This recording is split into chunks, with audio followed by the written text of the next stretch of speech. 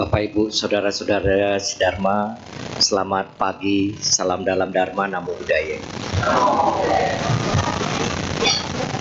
Berbahagia sekali pada pagi hari ini kita bisa bersama-sama berkumpul di kebaktian kita melaksanakan perbuatan baik secara bersama-sama.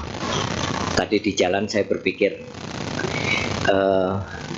mungkin sepi hari ini karena banyak yang keluar kota. Umat Buddhanya mungkin juga sepi di wihara karena banyak yang ke Jawa Tengah gitu ya, ke Borobudur. Ternyata tadi macet di jalan di tol. Saya juga pikir, wah ini kok jadi malah macet nggak seperti biasanya gitu ya. Dan hari ini juga saya surprise juga begitu lihat, wah penuh gitu ya. Ternyata banyak juga yang nggak berangkat ke Jawa Tengah gitu ya. Bapak Ibu, saudara-saudara, pada pagi hari ini saya akan membawakan ceramah Dharma dengan tema Teladan Buddha Gautama. Tidak terasa tahun ini kita juga sudah akan memperingati lagi Hari Suci Waisak yang jatuh pada esok hari ya. Dan kita bersyukur kita masih dikasih panjang umur sehingga bisa melaksanakan Waisak lagi di tahun ini. Ya, mudah-mudahan umurnya bisa 100 tahun. Ya, tapi sehat ya. Nah, Bapak Ibu, saudara-saudara, kita sangat bersyukur dan berbangga hati kita sebagai umat Buddha. Kehidupan kita sebagai umat Buddha adalah kehidupan yang boleh dikatakan secara umum di dunia adalah umat yang tidak konflik gitu ya dengan yang agama lain atau bangsa lain. Karena memang inilah yang menjadi teladan dari guru kita sendiri. Bapak Ibu, saudara-saudara, kalau kita melihat kehidupan seorang Buddha itu juga berawal dari kehidupan sebagai manusia biasa juga, Bapak Ibu. Jadi kalau seorang bodhisattva ingin mencapai tingkat kebuddhaan, dia harus dilahirkan menjadi manusia dulu dengan badan manusia. Oleh karena itu, kalau kita sekarang terlahir sebagai manusia, ini adalah sebuah keberuntungan yang sangat besar di dalam kehidupan kita. Berarti kehidupan lampau kita banyak sekali melakukan hal-hal kebaikan sehingga kita bisa punya badan sebagai manusia. Bapak Ibu, saudara-saudara, Buddha adalah seseorang yang terberkahi di dalam kehidupannya. Dan kita juga menginginkan itu ada di dalam kehidupan kita. Kita menjadi orang-orang yang terberkahi di dalam kehidupan kita. Cuma memang Bapak Ibu, saudara-saudara, kehidupan sebagai seorang pertapa, kehidupan sebagai seorang acarya, ya, dengan kehidupan sebagai orang biasa, umat berumah tangga seperti kita ini berbeda.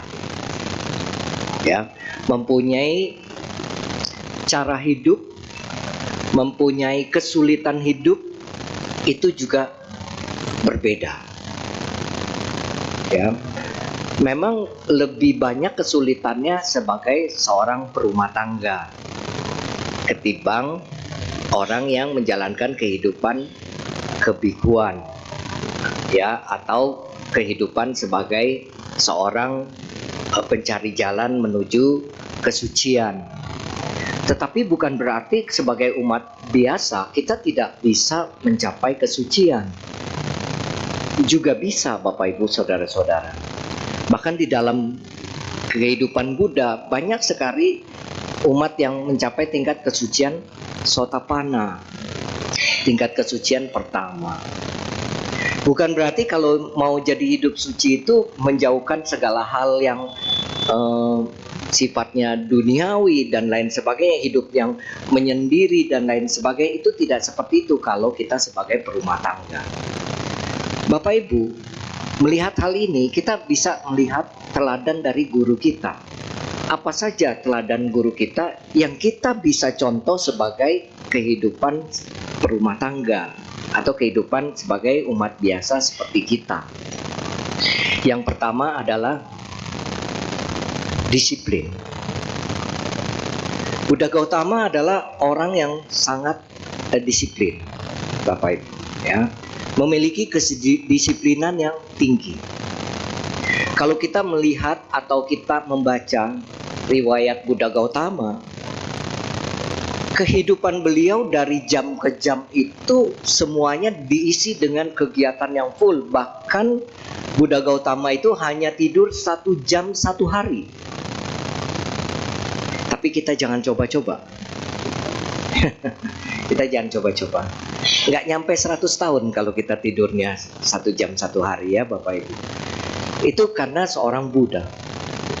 Jadi beliau itu tidur jam 3 pagi, bangun jam 4 pagi. Sudah bangun lagi. Kemudian beliau mandi, jalan. Ya. Itu demikian dilakukan itu. Setelah mandi, kemudian meditasi, kemudian berpindah patah, itu dilakukan seperti itu di pagi harinya. Bahkan saya melihat waktu beliau ini melihat, karena saya pernah pergi ya ke tempat, ke Gijakuta ya, Gunung Gijakuta di India gitu ya.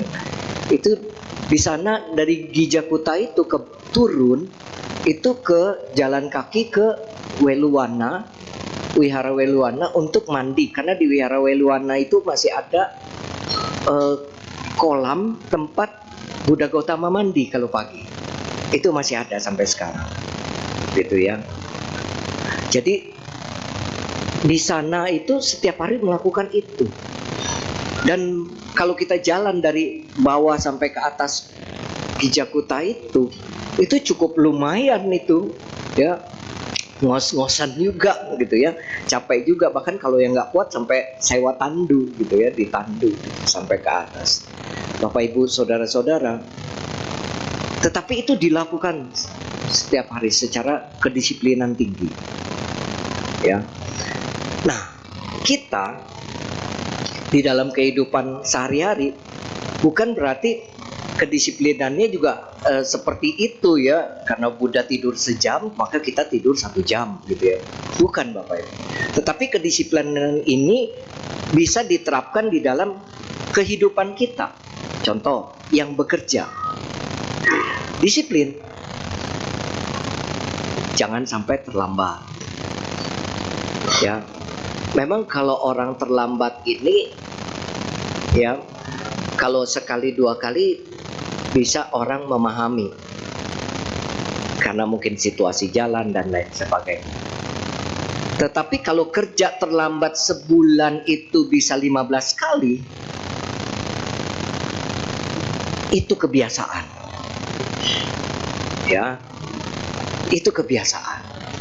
Sekolah pun begitu. Kalau anak sekolah terlambat, mungkin sekali 2 kali guru memaklumi. Tapi kalau dalam seminggu terlambat 4 kali, 3 kali begitu ya, wah ini kebiasaan.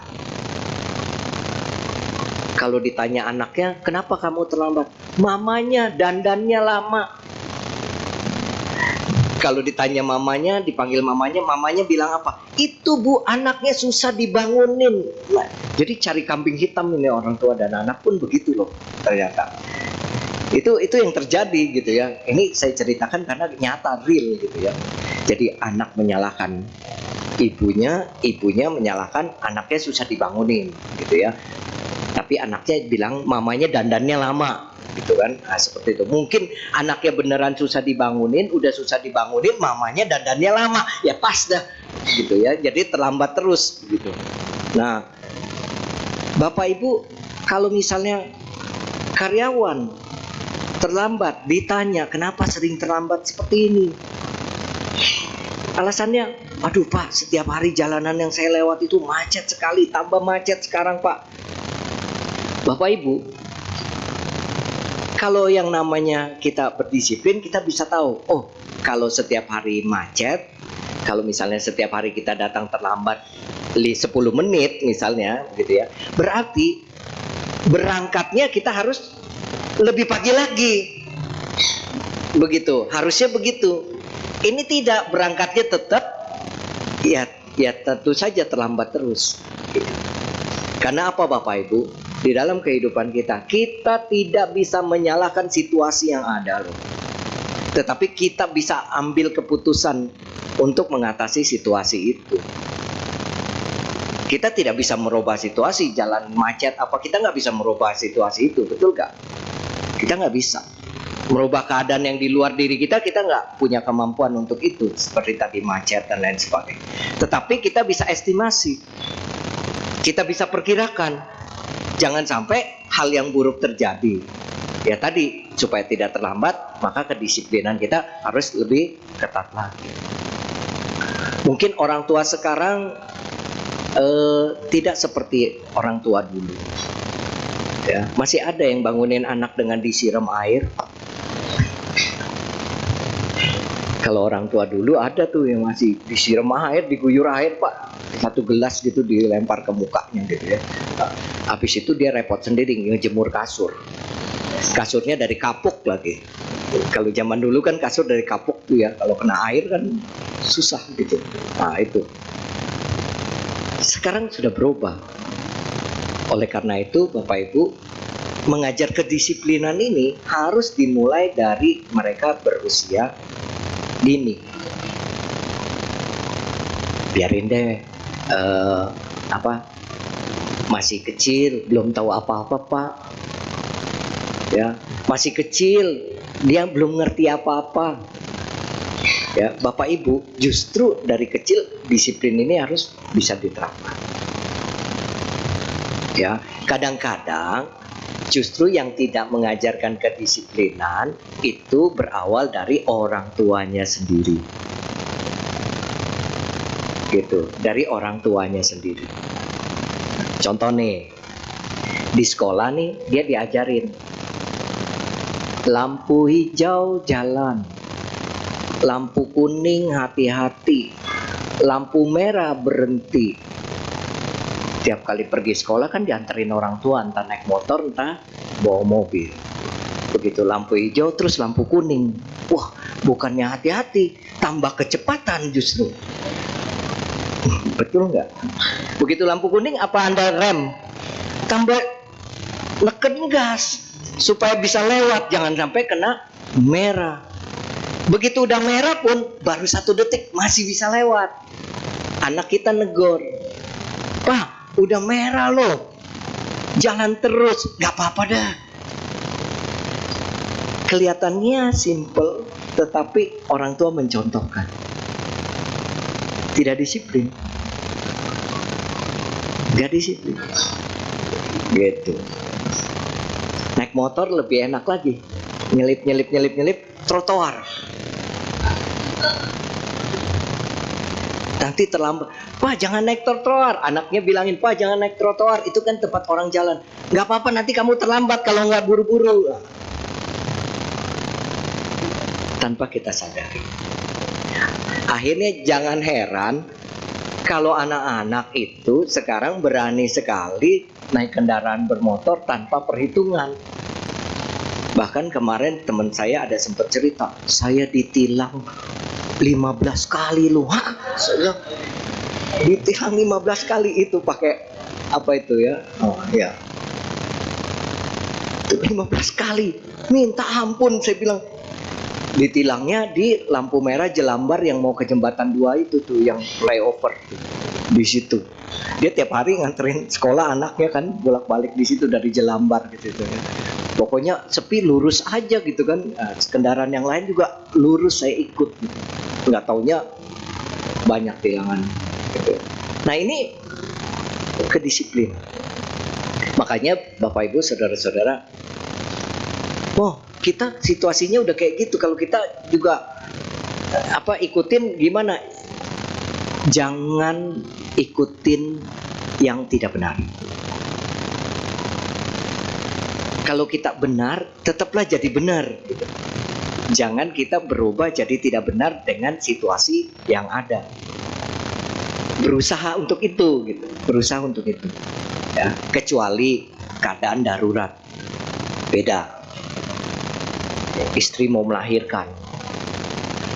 Ya, istri mau melahirkan. Itu kan keadaan darurat, itu beda. Serangan jantung bawa ke rumah sakit, itu beda. Gitu ya. Oleh karena itu kita mesti mengerti hal ini.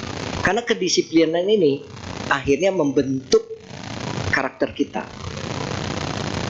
Ya, kedisiplinan akan membentuk karakter kita.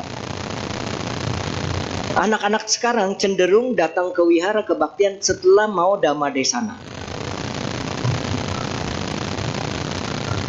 Baru muncul satu-satu. Maaf ya, di sini mah nggak ada. Di sini disiplin semua, ya. Di sini disiplin semua. Karena saya nggak lihat dari awalnya, saya mau Dhammadesana baru masuk gitu ya, udah datang. Gitu ya. Disiplin semua. Karena apa? Menghindari yang pertama baca parita panjang. Yang kedua meditasi lama. Ternyata hasil survei mengatakan begitu. Nah, oleh karena itu ya mulai disiplin. Mungkin harus dijelaskan apa sih manfaat baca parita. Manfaatnya apa? Apa sih manfaatnya meditasi? Mungkin harus dijelaskan. Begitu ya. Karena biasanya orang dia baru bisa memahami setelah dijelaskan manfaatnya. Kalau buat generasi mereka tuh Bapak Ibu, kalau nggak ada sesuatu yang jadi apa ya, keuntungan buat mereka, apa menjadi benefit buat mereka, mereka nggak tertarik. Anak-anak sekarang begitu. Kalau nggak ada yang sesuatu yang menjadi benefit buat mereka, keuntungan buat mereka, mereka nggak tertarik melaksanakannya. Tapi kalau kita jelaskan, oh ini loh benefitnya, ini loh keuntungannya, mereka tertarik. Oh begitu ya. Kalau udah anak kita udah bilang oh begitu ya, berarti pencerahan dia, pencerahan, gitu ya. Tapi jangan orang tua bilang oh gitu ya, dijelasin baru gitu kan. Nggak usah dibilang begitu gitu. Tetapi kita bisa mengerti, oh berarti mereka mengerti. Kedisiplinan penting sekali. Janji orang jam 1 ya ketemu Pluit Village, jangan makan siang dulu, nanti kita makan siang bareng. Wah, orangnya datang sebelum jam 1, belum makan siang. Begitu jam 1 lewat sedikit, dia WA kita, saya udah nyampe, sudah sampai mana? OTW. Padahal baru buka pintu mau berangkat. Kita yang janjiin orang, udah gitu kita suruh dia jangan makan dulu lagi. Sampai di Pluit Village jam 2. Ada loh yang kebiasaan begitu. Ada. Di antara teman-teman kita juga begitu. Dulu juga saya punya teman kayak gitu. Jadi kalau kita janjian mau ketemu atau mau pergi kemana-mana, khusus dia kita kasih tahu lebih cepat 1 jam. Misalnya kita mau berangkat jam 2 nih, kita bilang dia jam 1 ya kita mau berangkat. Dia pasti datang jam 2. Jadi pas kita berangkat jam 2. Karena kita sudah tahu kebiasaan dia. Kebiasaan dia. Nggak tahu sampai sekarang dia masih begitu atau enggak. Waduh, jangan begitu Bapak Ibu Saudara-saudara. Apalagi Anda seorang pebisnis, apalagi Anda seorang profesional. Tidak boleh seperti itu. Bahkan bukan profesional pun tidak boleh. Ya, itu adalah kebiasaan yang sangat buruk. Yang lebih parah lagi, nggak datang, nggak ngasih tahu. Begitu diteleponin, oh sorry ya nggak bisa datang, gini-gini. Wah, mestinya kan diinfo. Nah ini tidak disiplin, menunjukkan ketidakdisiplinan seseorang. Makanya Bapak Ibu Saudara-saudara yang sekarang nih, yang masih muda nih ya, yang masih generasi produktif, perlu diingat, pada saat Anda dihubungi, datang ya ada tes Misalnya melamar kerja, tes melamar kerja. Ingat itu, jangan sekali-kali terlambat walaupun 1 menit. Begitu Anda terlambat, itu jadi nilai negatif buat Anda. Apalagi telatnya setengah jam, alasan apapun, tidak ada alasan. Itu baru ngelamar kerja tuh, baru tes kerja. Apalagi pas wawancara, telat, itu jangan. Kenapa bisa begitu, Romo? Karena faktor kebiasaan. Kita tidak membiasakan diri kalau janji atau kalau menepati waktu itu lebih awal daripada sebelumnya. Begitu. Ya, maka dari itu Bapak Ibu sekalian, ini penting nih. Saudara-saudara. Terus satu hal lagi. Belum lama saya ada bertemu orang juga. Dia juga salah satu CEO. Ada yang perlu diketahui oleh teman-teman generasi muda Buddhis yang mau cari kerja. Yang pertama, ternyata bukan hanya nilai IPK Anda saja ya yang menjadi sebuah syarat bisa masuk kerja. Memang IPK 3, sekian sudah bagus. IPK 3,5 ke atas juga bagus, gitu ya. Tetapi ternyata ada beberapa hal yang saya juga baru tahu karena dia bicara, gitu ya. Karena saya membicarakan masalah kondisi kerja saat ini, kemudian banyak PHK dan lain sebagainya. Dia bilang saat ini mereka memperketat penerimaan pegawai. Yang pertama, ya selain nilai IPK tadi segala macam, tes tertulis hasil bagus. Pada saat tes tertulis biasanya mereka diperhatikan. Apa yang diperhatikan? Ini baru saya tahu. Tidak tindik. Tidak tindik telinga. Yang laki-laki ya, kalau yang perempuan sih wajar. Tapi yang perempuan tidak piercing. Tahu piercing? Tindiknya di hidung, di bibir. Ya, di hidung, di bibir gitu. Di sini nih, di alis.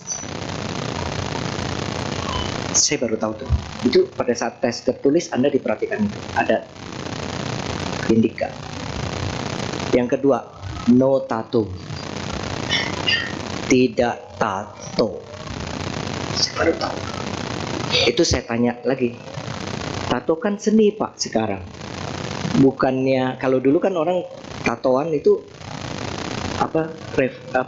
bukan preman, keluar dari penjara gitu ya, kayak preman lah gitu ya. Nah, seperti itu. Kalau sekarang kan seni, anak-anak pada tato tuh.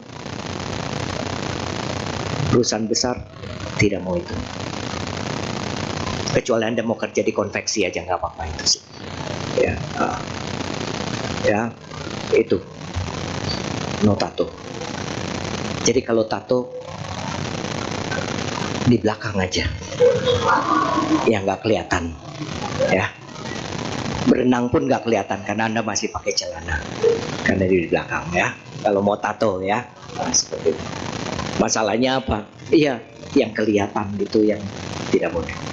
Ya mungkin pertama nggak kelihatan karena Anda waktu saat dites wawancara berpakaian lengkap kan, nggak kelihatan. Suatu saat ada gathering karyawan, Anda pakai kaos, pakai you can see, kelihatan tuh sendok garpu tatonya, gitu kan ya, sendok garpu tatonya. Nah itu tidak, buat mereka tidak boleh. Dan kalau ketahuan tidak diperpanjang. Setelah itu, makanya ya sudah. Jangan diapa-apain udah badannya ya, baik-baik. Saya juga nggak ngerti kenapa demikian, tapi itulah. Dan belum lama saya dapat juga share flyer lowongan di Astra, sudah ditulis tidak tindik dan tidak tato. Jadi kalau mau masuk Astra tidak boleh. Bapak Ibu sekalian, ini disiplin. Kemudian bijaksana. Teladan sikap Sang Buddha adalah kebijaksanaan yang tinggi. Kenapa? Orang harus bijaksana. Tadi, Anda jadi pimpinan, Anda punya disiplin tinggi. Wah, pokoknya pegawai terlambat 3 kali misalnya, surat peringatan segala macam. Tapi juga harus bijaksana. Contoh misalnya, dia terlambat suatu hari, tanya dulu, misalnya gitu kan, kenapa kamu terlambat? Iya Pak, tadi begitu mau berangkat, anak saya demam tinggi, terpaksa saya harus bawa ke rumah sakit dulu. Begitu. Nah kalau ibu jadi pimpinan gimana?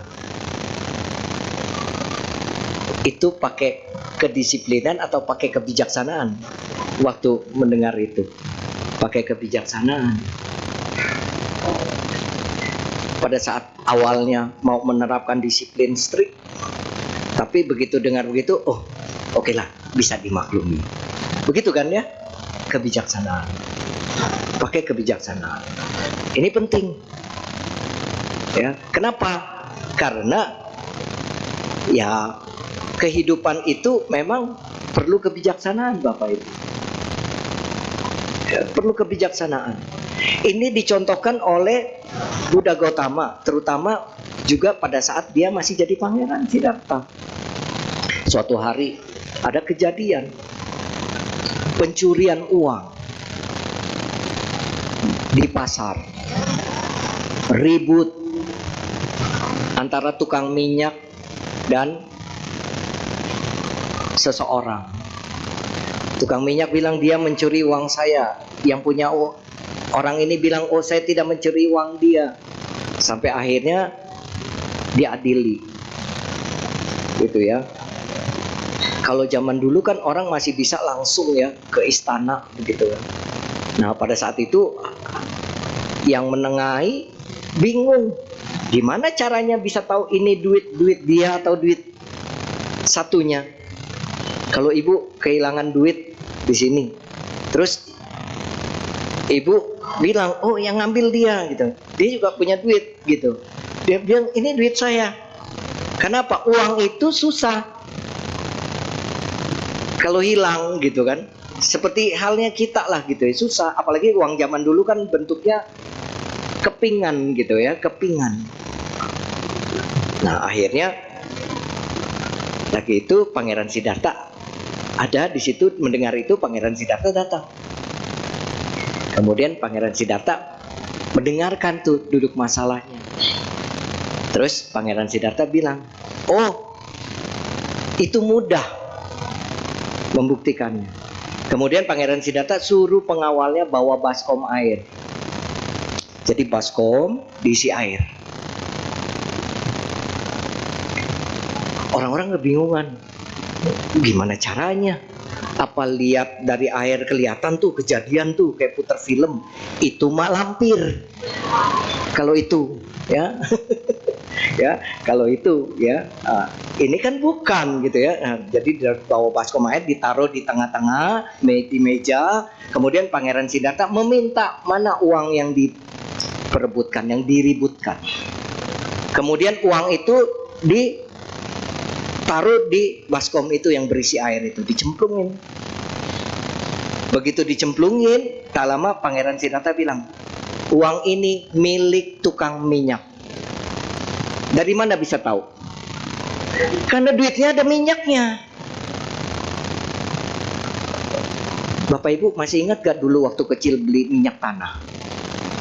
Kalau duit kembalian tukang minyak tanah, pasti bau minyak tanah. Bener kan? Kalau duit kembalian tukang ikan pasti bau amis. Begitu. Hal sebetulnya adalah hal yang kelihatannya udah tahu gitu. Oh mudah ya. Oh tahu ya. Itu karena apa? Kebijaksanaan Bapak Ibu. Karena tukang minyak pasti memegang uangnya dan itu pasti minyak itu akan menempel di uangnya. Dan akhirnya yang mencuri mengaku. Karena terbukti gitu Bapak Ibu sekalian Ini kebijaksanaan Pangeran Siddhartha. Makanya banyak orang udah setelah diceritain gitu, wow kalau begitu mah saya juga bisa, gitu kan. Kalau begitu mah saya juga bisa. Bapak Ibu, ini ada satu contoh lagi, Christopher Columbus. Christopher Columbus, begitu dia bisa mengelilingi dunia dan membuktikan bahwa bumi ini bulat, gitu kan. Kalau zaman dulu orang pikir bumi ini datar, karena begitu perahu atau kapal di Cakrawala itu lewat, hilang sampai di Cakrawala. Orang pikir Cakrawala itu ada ujung, Cakrawala itu batasnya bumi kita, jadi sampai di ujung jatuh kapalnya gitu, hilang. Orang zaman dulu. Nah, Christopher Columbus kemudian keliling dunia dan dia kembali ke negerinya membuktikan bahwa bumi ini bulat. Kemudian setelah itu teman-temannya kan menyambut dia, wah hebat ya kamu bisa keliling dunia begini-begini, membuktikan bumi ini bulat. Ya begitu dah. Terus teman-temannya bilang begini, ya kalau seperti itu berlayar mah kita juga bisa ya.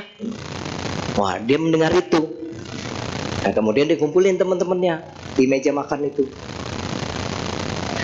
Dia diambil telur ayam yang direbus, diangkat. Dia bilang begini, siapa yang bisa berdiriin telur ayam ini di meja? Kasih berdiri. Teman-teman dia bilang, gampang. Itu mah bisa. Mereka berusaha berdirikan telur ayam itu di meja makan. Telur ayam rebus itu jatuh. Bagaimanapun usaha mereka selalu jatuh. Bapak Ibu, kalau telurnya nggak direbus, kemungkinan bisa berdiri. Kenapa? Karena dalamnya masih berbentuk cairan. Kalau didiamin, cairannya rata, cairannya stabil, dilepas pelan-pelan, berdiri. Secara logika, ya kan? Tapi kalau direbus, ibu bapak telur rebus, waktu ngerebus telur diberdiriin nggak telurnya? Enggak kan? Taruh aja gitu, tergeletak kan begini kan ke salah satu sisi. Sehingga pada saat dia matang, pasti sisi satunya lebih berat. Jadi biar bagaimanapun usaha diberdirikan, dia pasti akan jatuh. Nggak mungkin berdiri. Teman-temannya setelah lama dia coba nggak bisa, teman-temannya bilang, mana bisa telur berdiri? Temannya bilang begitu. Mana mungkin telur berdiri? Christopher Columbus bilang, saya bisa. Dia ambil telur rebusnya, kemudian bagian bawah telur itu diketok ke meja, gitu. Jadi kan pecah rata. Berdiri dia. Berdiri. Teman-temannya bilang, ya kalau kayak gitu gue bisa, kalau kayak gitu saya bisa. Ya, kayak gitu mah gampang bisa. Christopher Columbus bilang apa? Kalau kamu bisa, kenapa tidak dari tadi kamu lakukan? Bapak Ibu, ini kebijaksanaan. Banyak orang itu menilai kita, ya, menilai kita setelah dia tahu, oh kalau gitu kayak gitu mah bisa, siapa juga, gitu kan. Kalau dia bisa, kenapa dia tidak lakukan? Demikian Bapak.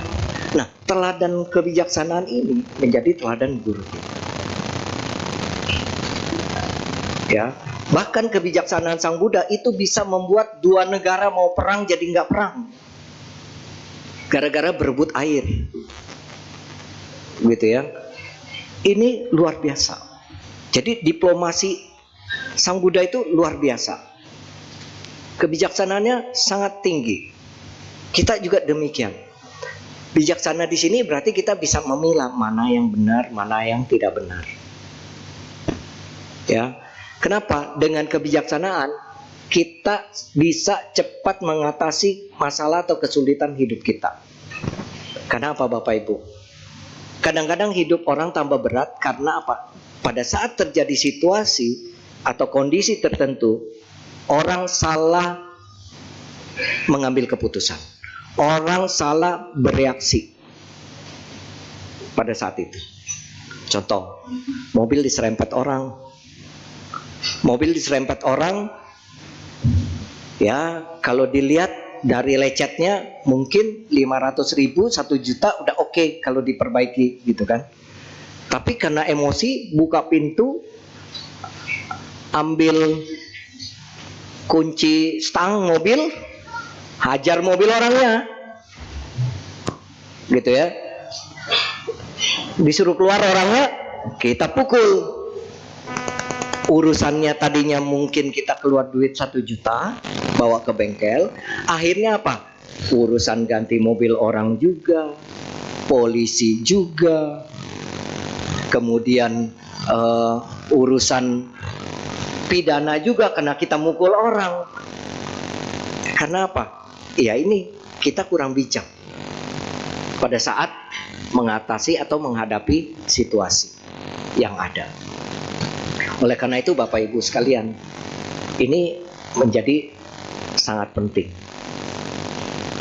Sekarang kan lagi rame nih, anak-anak nakal dibawa ke barak militer, gitu ya, sampai ada videonya gitu ya di TikTok di mana ini Pak Dedi anaknya nakal, anaknya dengerin, enggak Pak, saya makan Pak, saya nggak berani ya nurut Pak, gitu ya, seperti itu. Nah Bapak Ibu, ada kontroversi, ada yang mendukung, ada yang tidak mendukung.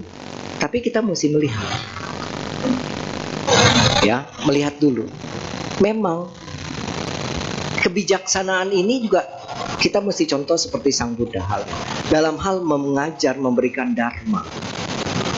Sang Buddha kalau berceramah, setiap kali habis ceramah banyak orang mencapai tingkat kesucian. Karena apa? Beliau punya kemampuan melihat, oh orang ini bisa mencapai itu dengan berbicara, dengan ceramah. Tetapi tidak semua cara mengajar Sang Buddha dengan berbicara loh Bapak Ibu. Sang Buddha mengajar orang ada juga dengan menggunakan kesaktian. Jadi di kesaktian lawan kesaktian, istilahnya begitu. Ya, contoh misalnya yang Arya Anggulimala. Anggulimala itu adalah seorang anak yang tadinya baik dan kemudian menuntut ilmu, sangat cerdas. Akhirnya teman-temannya merasa iri karena dia disayang sekali oleh gurunya dan teman-temannya menghasut gurunya. Akhirnya gurunya kasih syarat kalau mau balas budi dia harus mengumpulkan 1000 jari jempol manusia. Akhirnya dia pergi ke hutan, setiap kali ada orang masuk hutan dia bunuh, dia ambil jarinya, dia jahit jarinya sehingga jadi kalung jari. Anggulimala, angguli 1000, mala itu tasbih mala. Jadi yang dari jari manusia. Pada saat 999 jari sudah terkumpul, tinggal 1 lagi.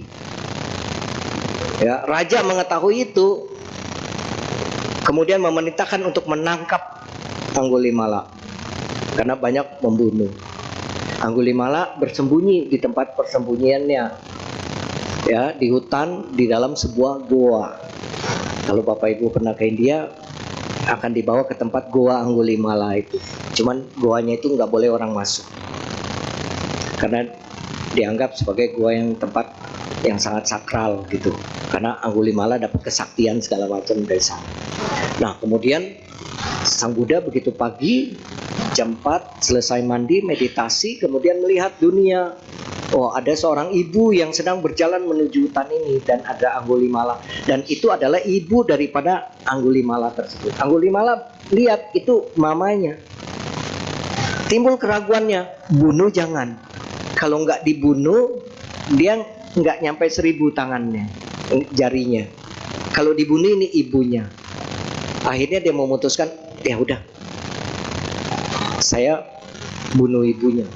Nah, Sang Buddha melihat itu, Sang Buddha melihat bahwa Anggulimala ini punya bibit paramita yang bisa dia mencapai tingkat kesucian arahat pada kehidupan sekarang. Akhirnya Sang Buddha mengirimkan bayangannya untuk sampai di sana. Ya, pergi ke hutan untuk sampai di sana. Nah, jadi ini ibunya Anggulimala, Sang Buddha itu tiba-tiba muncul di tengah-tengahnya. Sehingga Anggulimala begitu lihat seorang pertapa sedang berjalan di depannya, pikirannya berubah. Ah, saya potong dia aja. Gitu, saya potong dia aja. Nah, kemudian dia mengejar Sang Buddha sebanyak 1 yoja. 1 yojana itu 16 km. Dia lari dengan sangat kuat, dengan sangat kencang mengejar Sang Buddha dengan memegang parang gitu ya untuk membunuh Sang Buddha. Dia lari selama 16 km. Sang Buddha jalan santai. Logikanya kan orang lari sama orang jalan pasti terkejar. Begitu ya. Sang Buddha nggak lari, Sang Buddha jalan santai. Tapi selama 16 km Sang Buddha tidak terkejar. Kalau nggak pakai kesaktian bagaimana?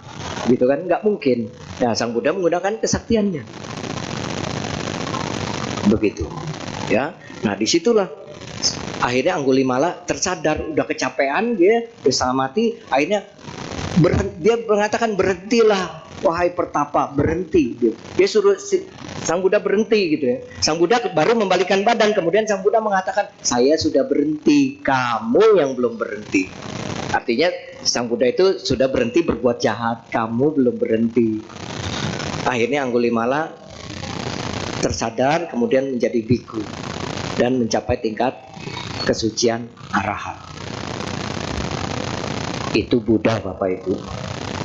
Jadi kadang-kadang dari contoh itu kita bisa mengerti bahwa setiap orang, setiap karakter itu belum tentu sama cara mendidiknya. Setuju nggak? Ada anak yang dibilang baik-baik, kamu duduk di sini anak, jangan kemana-mana. Mama ambil itu dulu beli. Kamu duduk di sini, jangan kemana-mana. Iya mah, dia duduk, tungguin mamanya. Sampai mamanya datang dia ada di situ. Ada yang gitu. Ada yang mamanya bilang, duduk di sini baik-baik, jangan bergerak. Lebih kenceng. Ada yang begitu, baru dia diam karena mamanya udah ada kenceng, naik 2 oktav suaranya. Ya.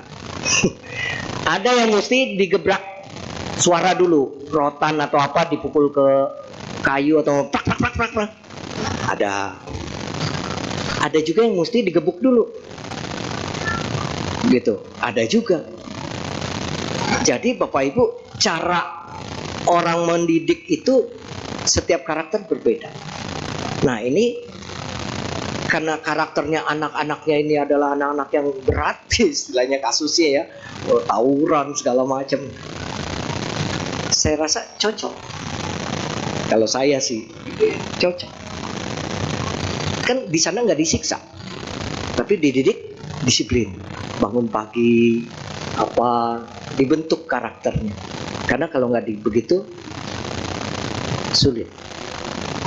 Jadi harus punya cara tepat. Makanya Bapak Ibu sekalian, belum tentu cara orang tua kita dulu mendidik sekarang sama dengan anak kita, berbeda. Oleh itu perlu kebijaksanaan. Nah, Bapak Ibu sekalian, ini dia.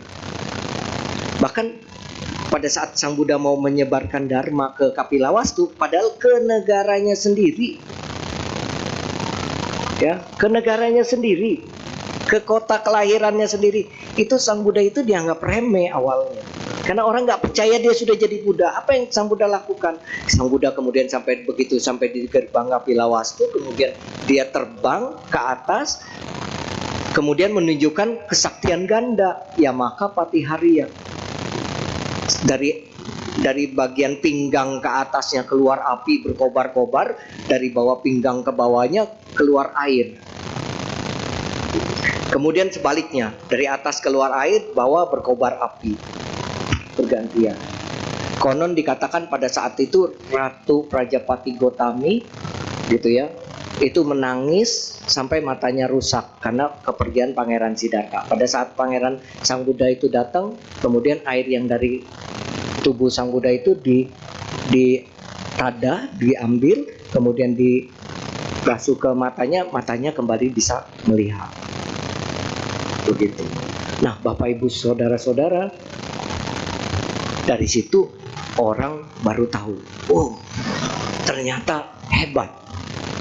Jadi kadang-kadang ada orang yang mesti begitu, baru dia mau dengerin gitu, ditunjukin, nih nggak pada mau ngedengerin ya, diambil golok,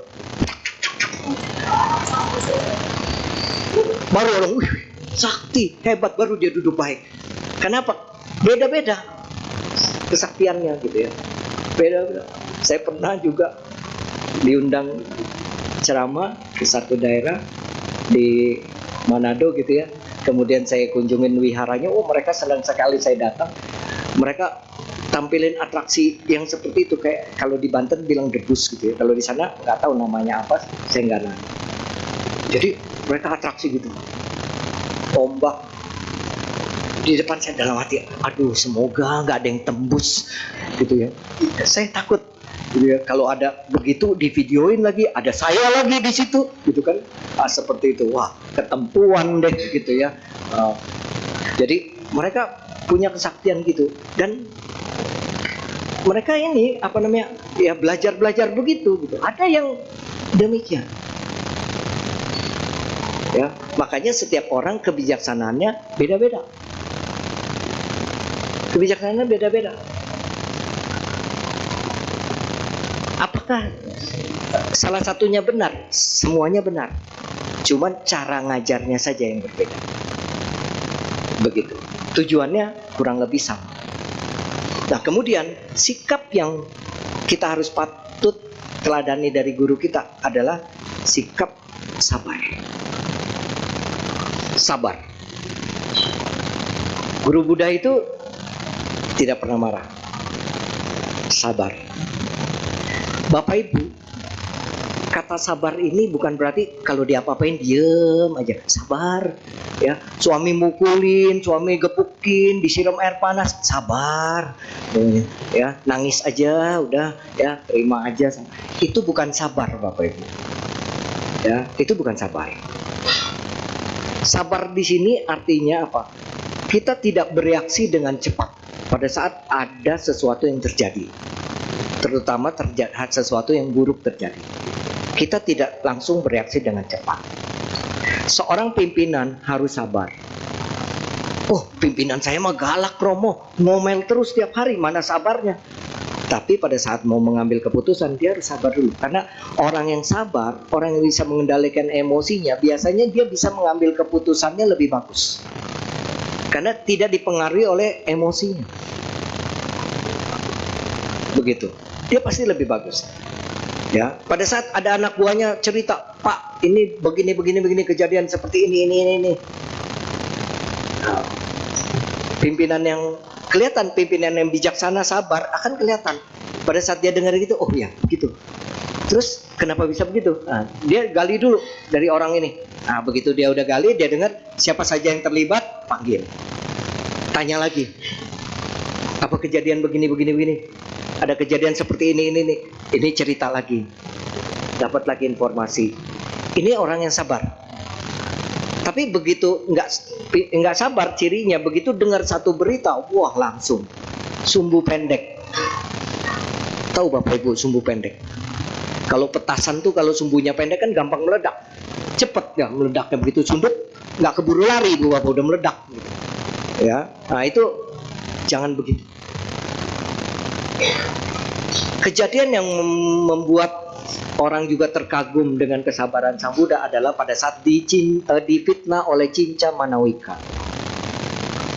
Jadi Cinca Manawika ini disuruh para Brahmana saat itu yang membenci Sang Buddha, kemudian untuk selalu kalau tiap sore itu disuruh berjalan ke arah wihara tempat tinggal Sang Buddha. Jadi kalau sore-sore dia jalan, dia orang yang sangat cantik gitu ya. Orang ketemu papasannya.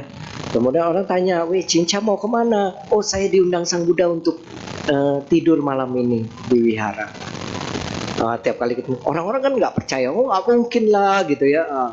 Seperti itu. Nah, kemudian beberapa lama kemudian ya, orang melihat dia masuk ke wihara, tapi Cinca keluar dari belakang. Nah, seperti itu. Sehingga begitu beberapa bulan kemudian pada saat Sang Buddha khotbah, Cinca Manawika datang ke wihara dengan perut yang gendut seperti orang hamil. Kenapa? Dia mengikat kayu di badannya, ditutup sarinya sehingga seperti orang hamil. Kemudian Cinca Manawika waktu Sang Buddha berkhotbah menunjuk Sang Buddha gitu kan, bahwa dia harus bertanggung jawab menghamili dia. Orang-orang kaget gitu. Ada yang percaya dan enggak, tapi orang-orang kemudian mikir, beberapa bulan yang lalu emang dia sering loh katanya diundang Sang Buddha tidur di wihara gini-gini, sehingga kan orang termakan juga, gitu kan? Terhasut juga, gitu kan? Menganggap Sang Buddha, apa betul Sang Buddha menghamilinya? Pada saat itu Sang Buddha cuma mengatakan begini kepada Cincamanawika, Cincamanawika, hal ini hanya kamu dan saya yang tahu. Sang Buddha hanya mengatakan itu dengan penuh kesabaran. Bapak Ibu, Sang Buddha sih memang sabar, tapi para dewa yang ada dekat Sang Buddhanya nggak sabar.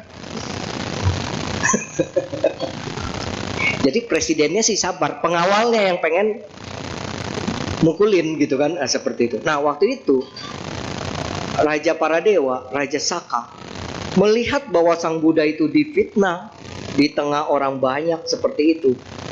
Nah, kemudian akhirnya dia merubah dirinya menjadi seekor tikus dan kemudian masuk ke dalam sari Cincamanawika, menggigit tali yang mengikat kayu di perutnya sehingga kayu itu jatuh ke tanah, dan ketahuan bahwa Cincamanawika itu memfitnah Sang Buddha, dan orang-orang itu diseret.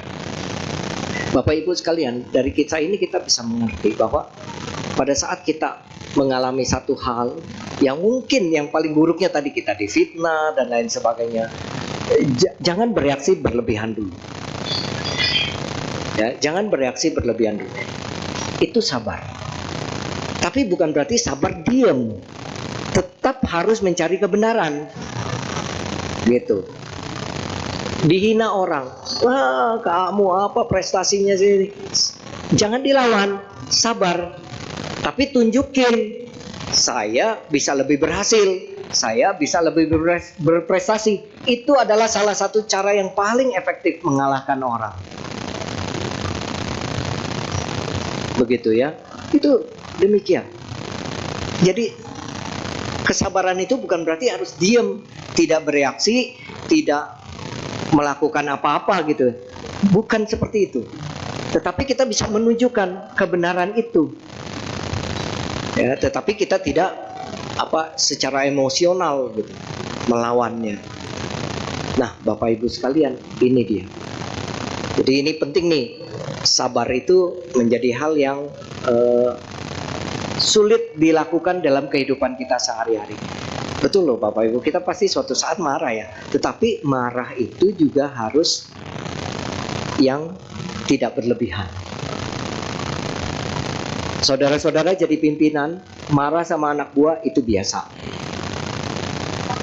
Kalau anak buah salah, bawahan salah, kita marah itu biasa. Tetapi ingat, marahnya harus dengan batasan.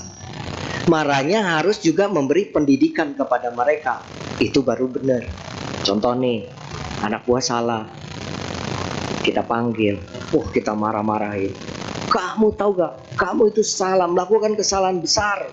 Anak buah kita tanya, Pak, saya salahnya di mana ya? Salah apa ya Pak? Pikir sendiri, punya otak. Kamu salah di mana? Gitu ya.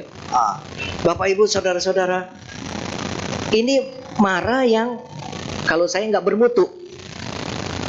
Kalau jadi pimpinan, harusnya pada saat dia keluar nih, dia pasti dalam hati juga nggak terima.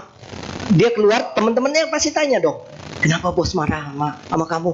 Nggak tahu tuh marah-marah, udah stres kali gitu kan. Jadi malah kita yang jadi jelek gitu kan.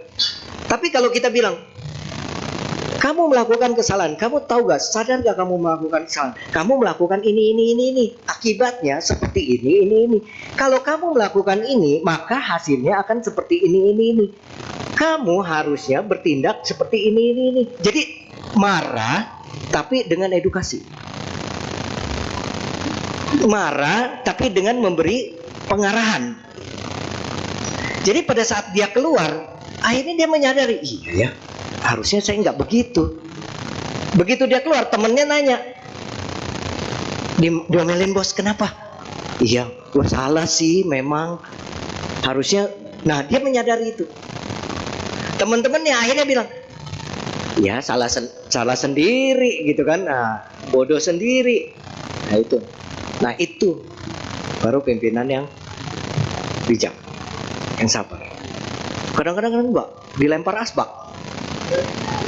Pikir gitu kan. Nah, seperti itu, dikata-katain semua nama hewan yang ada di kebun binatang keluar semua. Begitu. Itu marah yang enggak bermutu. Artinya, ya. Bukan marah berarti kita meluapkan kebencian, bukan yang seperti itu. Orang tua marah, Bapak Ibu kan pernah marah sama anak ya.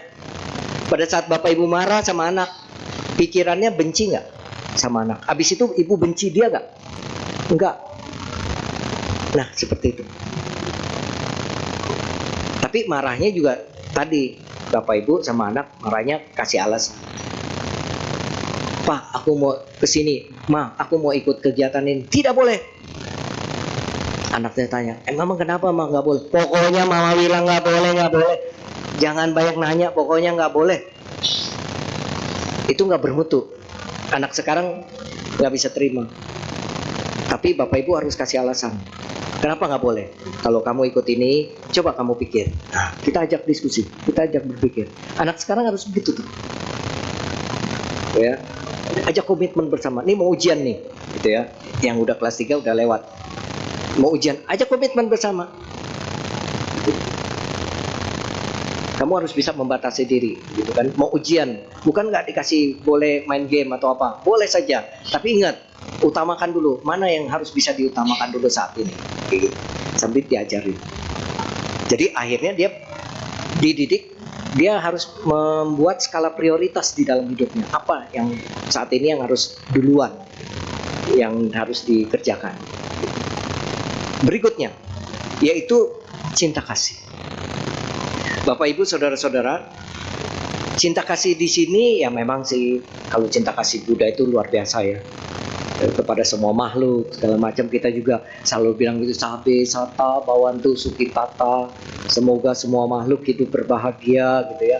Tapi kalau musuhnya dapat musibah, nah rasain tuh, kena karmanya, kena itu mulut sampai sata, tapi ya itu ya nggak sesuai gitu kadang-kadang ya. Emang susah sih ya Romo ya begitu ya, kalau udah rasa nggak suka. Bapak Ibu, memang cinta kasih ini perlu kita kembangkan. Dan kita jangan berpikir bahwa semua orang akan suka sama kita. Itu sulit terjadi. Tapi paling tidak, kalau kita punya 50 orang teman, 47 suka sama kita, 3 tidak suka sama kita, berarti kita sudah berada di jalan yang benar. 47 suka sama kita, 3 tidak suka sama kita, kita udah oke. Berarti kita udah benar. Mungkin 3 agak kelainan, gitu ya. Pikiran kita gitu saja. Tapi kalau sebaliknya, 50 orang teman, 47 nggak suka sama kita, 3 suka sama kita, berarti kita geng, gerombolan, ya, oknum, begitu ya, introspeksi. Itu saja. Jadi jangan mengharapkan orang lain akan suka. Begitu ya. Orang lain akan suka, kita suka 100%, tidak bisa. Jadi pimpinan, Anda jadi pimpinan, Anda ambil keputusan dengan harapan semua happy. Tidak bisa. Di keputusan kita pasti ada yang like and dislike, suka dan tidak suka. Keputusan naik gaji saja, begitu diumumin, bulan depan naik gaji, wow senang, suka semua, suka. Tapi begitu naik gaji tiba, ada yang suka, ada yang tidak suka. Percaya nggak? Begitu dia lihat rekeningnya, ya cuma nopek. Lihat tuh, betul kan? Itu. Maka dari itu, ya sudah. Yang penting, yang paling penting tadi, ya udah tetap, pokoknya cinta kasih. Kita berusaha mendatangkan kebaikan buat orang lain, itu saja. Jangan pikirin nanti orang menilai kita bagaimana, suka atau tidak suka. Jangan dipikirkan itu. Pokoknya kita hidup ini tidak menyusahkan orang lain, tidak merugikan orang lain, bisa mendatangkan kebaikan buat orang lain. Sudah, sederhana saja. Karena kita tidak mungkin bisa membahagiakan semua orang. Begitu. Ya. Kadang-kadang di dalam keluarga kita sendiri juga begitu kok. Anak kita ada yang merasa bahwa mama lebih sayang sama Cece daripada sama saya. Itu loh, satu keluarga tuh. Ada yang begitu, ya. Ada yang seperti itu. Ya kecuali anak tunggal udah nggak ada yang disayang lagi dah. Cuma dia gitu ya. Nah, seperti itu. Jadi itu. Jadi kita tidak bisa membuat orang lain semuanya bahagia, tetapi terus membuat kebaikan buat orang lain. Ya.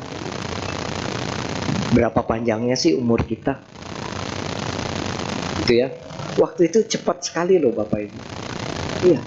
Dari bangun tidur, jam 9 kebaktian.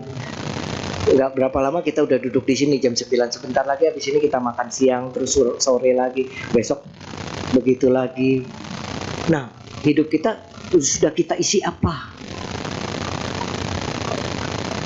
Oh Romo, saya orang tua dulu ajarin, ya memang harus kerja keras, bisa mengumpulkan uang, nanti tuanya enak. Belum tentu tua. Ngerti gak belum tentu tua? Iya. 20 tahun kerja keras, dari umur 20 sampai 40, 49 kaya, 50 mati. Belum tentu tua. Akhirnya nggak menikmati yang kerja keras kita. Ya. Bapak Ibu, kalau kita menyadari apa yang kita cari saat ini, apa yang kita kumpulkan saat ini, sebetulnya nanti yang menikmati bukan kita loh. Siapa? Anak-anak, anaknya. Padahal anak kita itu juga punya jalan kehidupannya sendiri.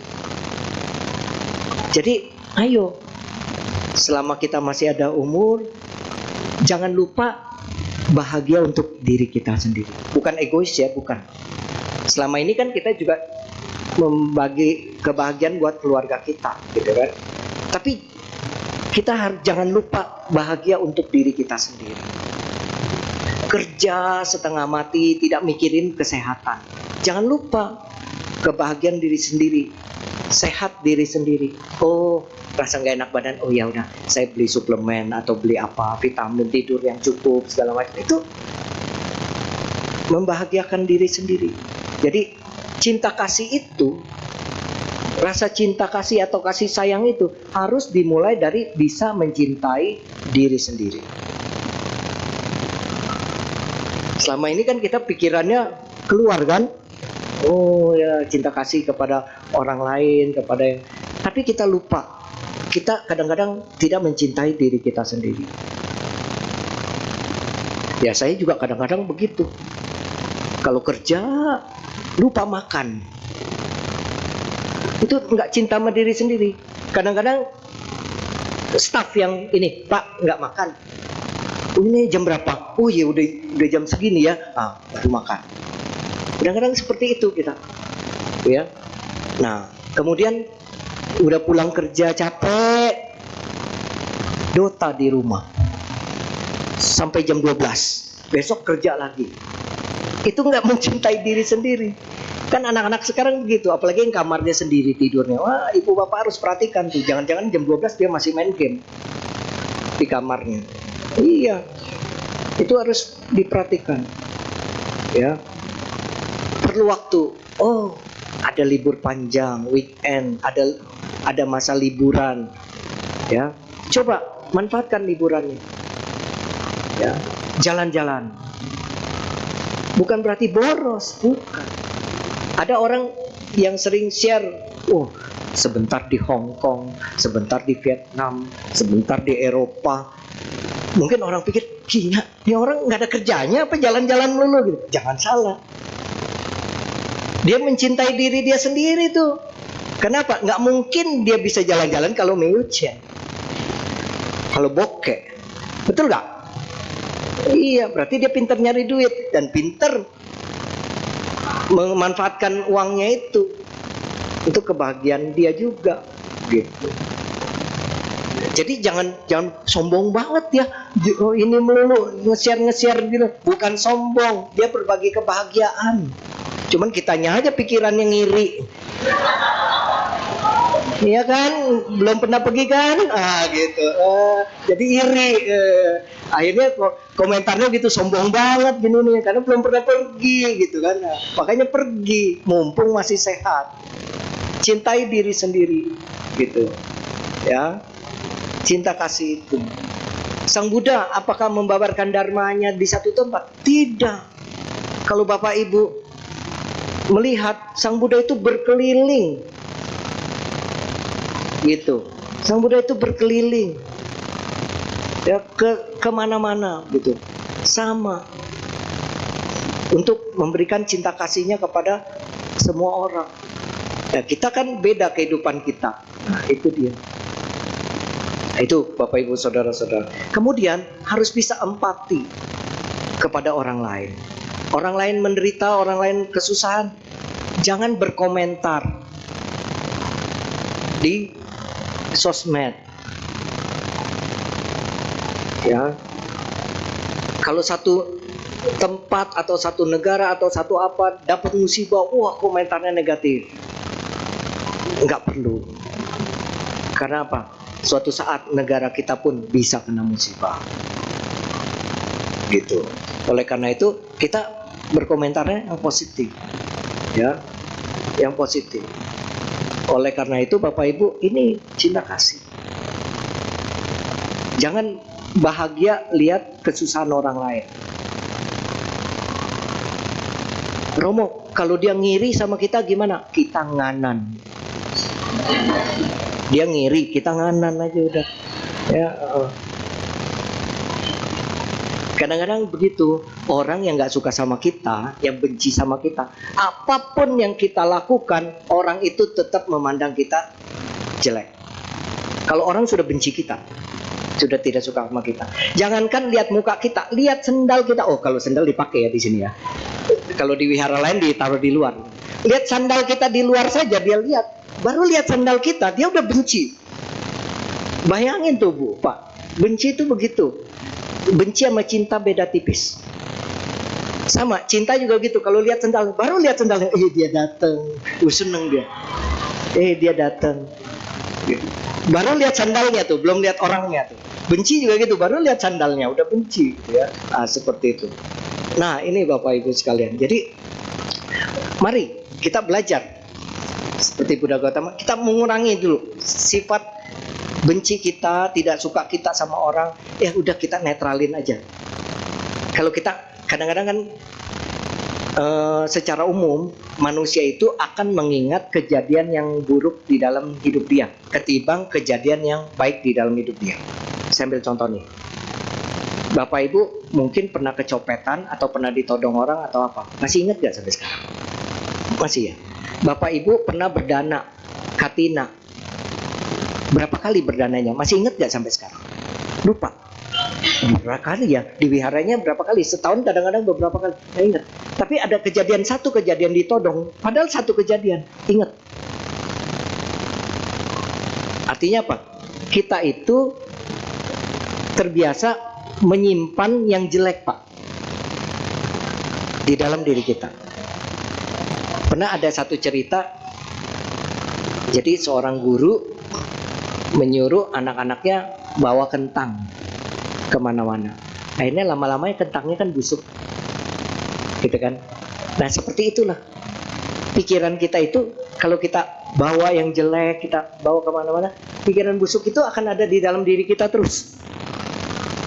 Dan baunya ada di kita. Nah itu Bapak Ibu. Ya, seperti itu Bapak Ibu. Waktu saya ceramah online kemarin, gitu ya, itu di sana ada orang bertanya gitu ya, bahwa kalau misalnya di tempat kerja ada teman yang seperti itu, selalu mencari-cari gitu ya kesalahan kita, selalu memperhatikan kita. Saya bilang, berbahagialah kita. Karena apa? Kita jadi perhatian orang. Artinya kita punya kelebihan. Justru dia itu bisa seperti itu karena dia tidak bisa menyaingi kita.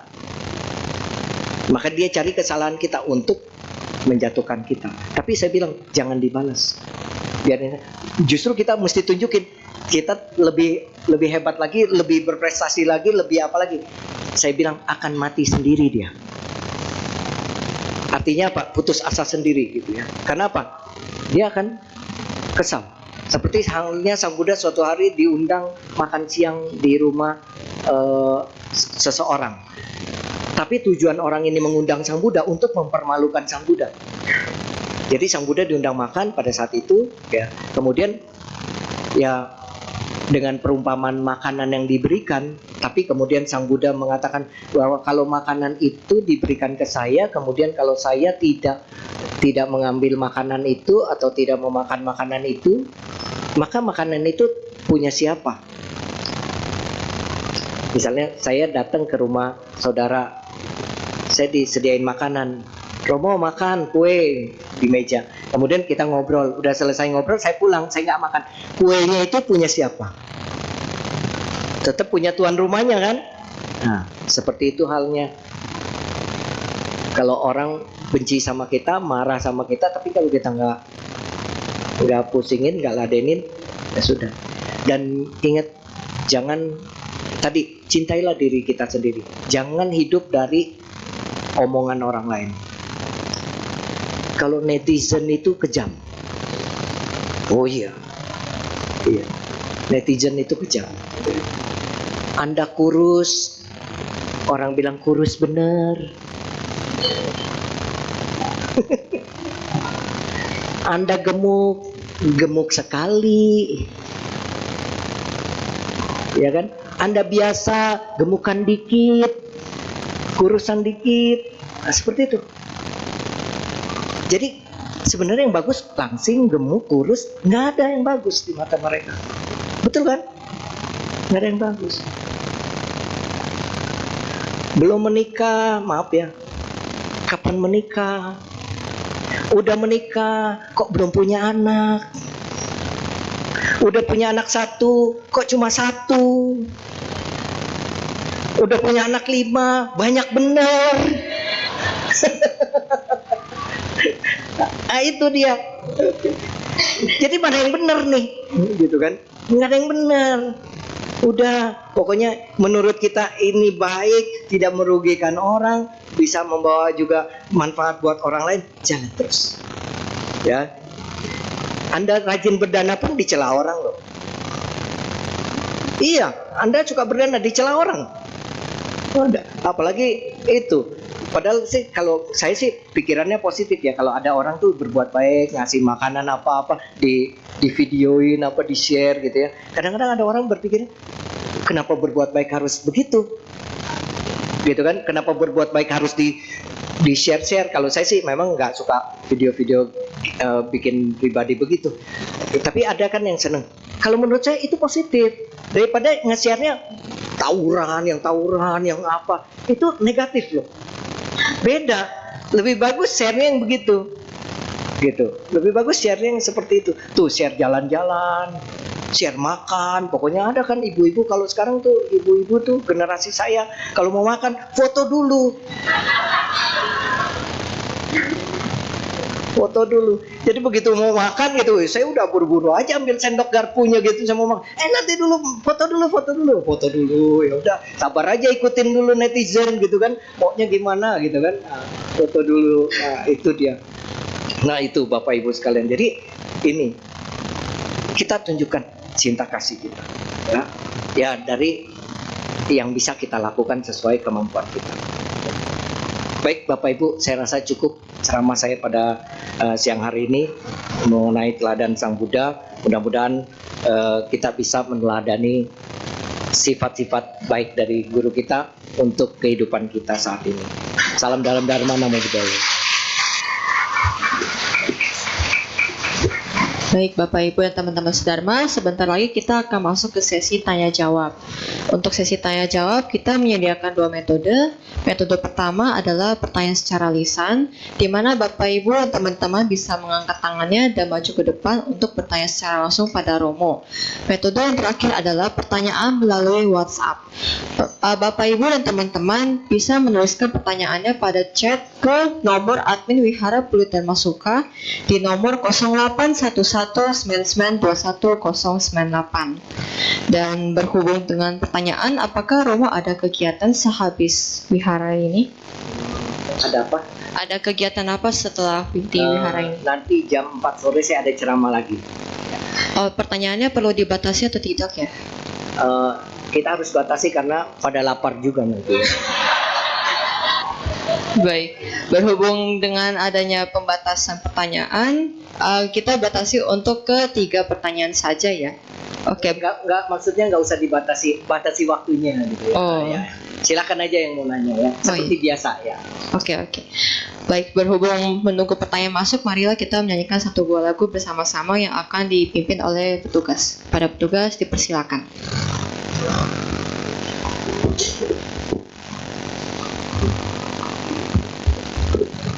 Untuk lagu kedua, mari kita nyanyikan lagu berjudul Love is Miracle pada halaman 115.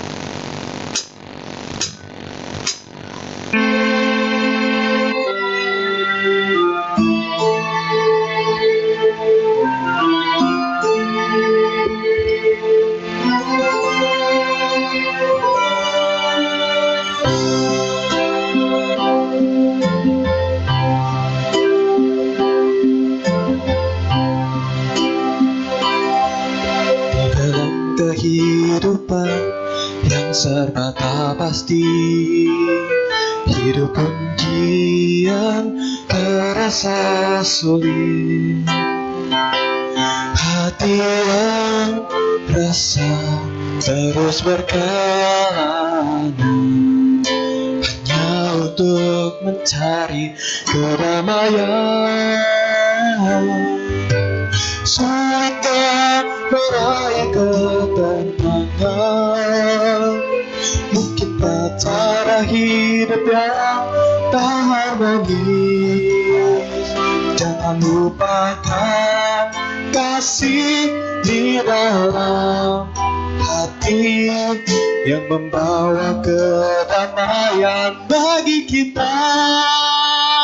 Sungguh mukjizat kasih di dalam hati, pancarkan pada umat manusia, menghapus rasa dendam dan kebencian, memberi damai di setiap hati yang memiliki.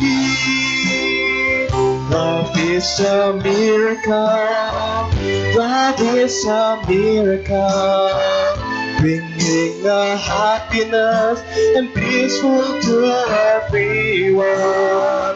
So let the love shining in our heart, 'cause we know love is miracle.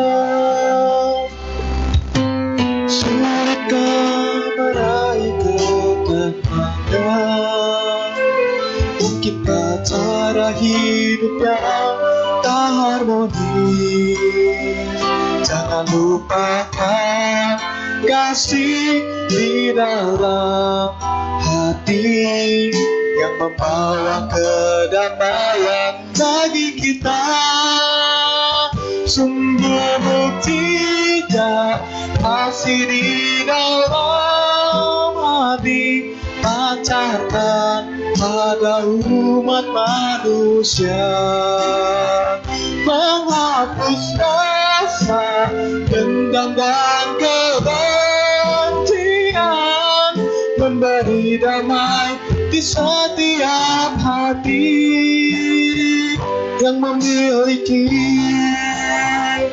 Love is a miracle, love is a miracle, bringing a happiness and peaceful to everyone.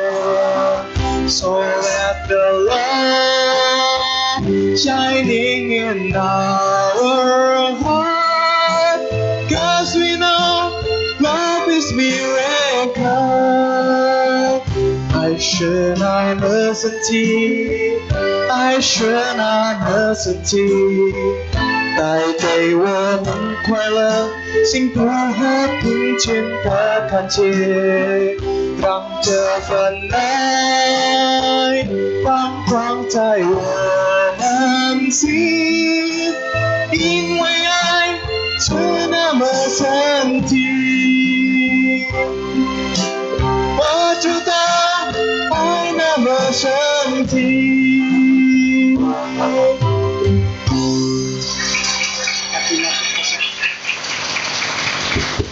Kasih masuk aja.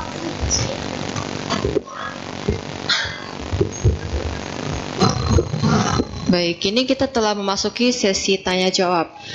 Untuk sesi pertama kita buka untuk pertanyaan secara lisan terlebih dahulu ya.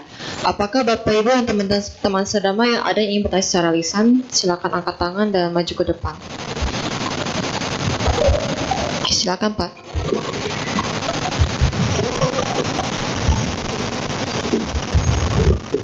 Selamat siang Romo. Ya, siang. Romo udah. Ini tadi bicara mengenai sikap, karakter, kemudian kebiasaan. Itu agak susah membedain antara kebiasaan sehingga membentuk karakter gitu ya. Itu gimana caranya untuk membedakannya itu loh. Ya, terima kasih Romo.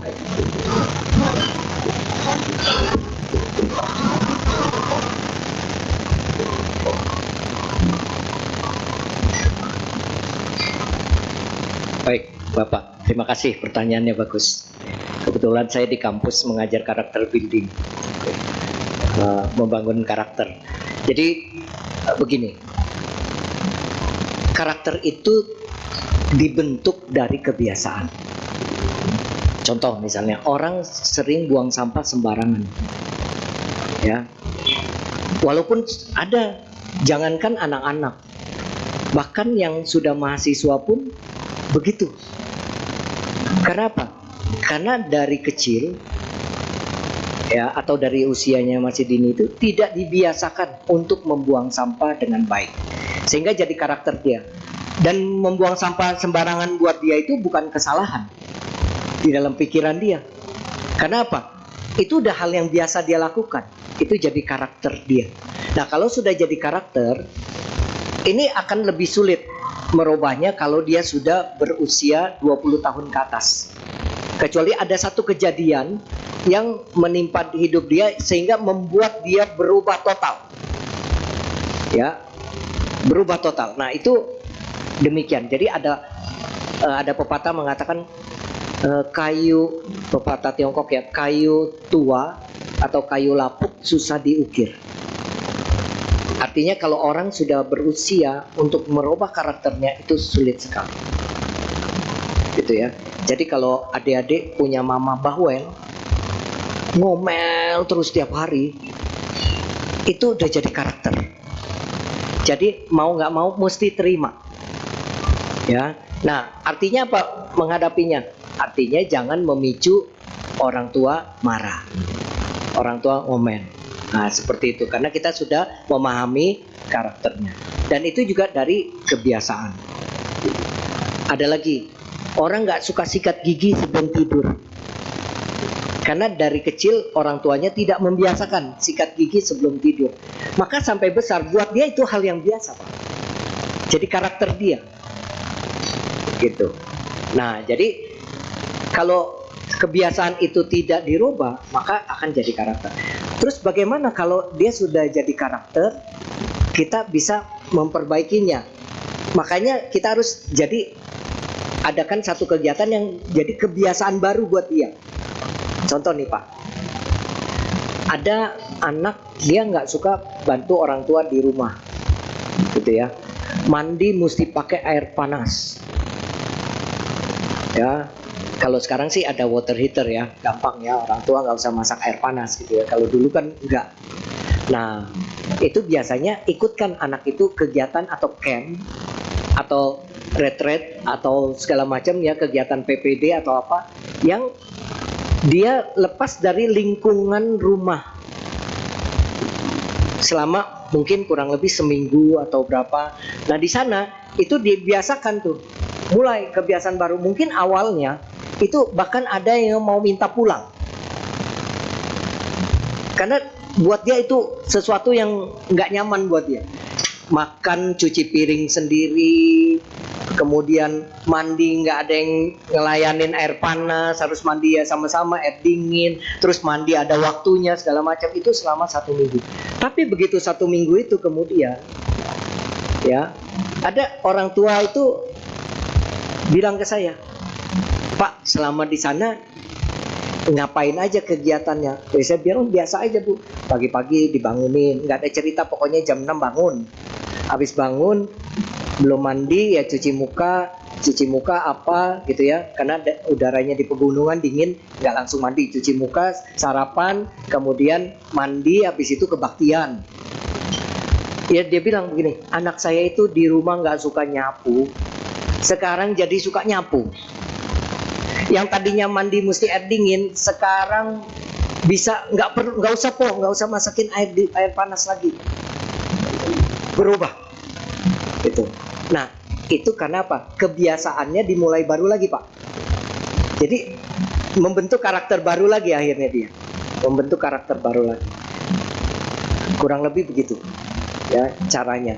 Kalau misalnya, nah sekarang kalau ada anak yang udah karakternya jelek gitu ya, karakternya jelek, itu bagaimana? Mulai lagi, coba pembiasaan baru lagi. Tapi ingat ya, ini perlu kerjasama. Orang tuanya juga harus mau merubah. Misalnya anak kebiasaan kalau orang tua ngomong berani nyautin, berani ini ya, berani apa, melawan begitu ya. Itu juga kita mesti lihat gimana. Karena biasanya kebiasaan orang tuanya juga kasar. Ada anak kelas 1 itu bisa marahin orang tua Pak, minta ampun. Saya sampai ngeri. Sampai orang tuanya bilang, Romo saya mau konsultasi Pak Ce.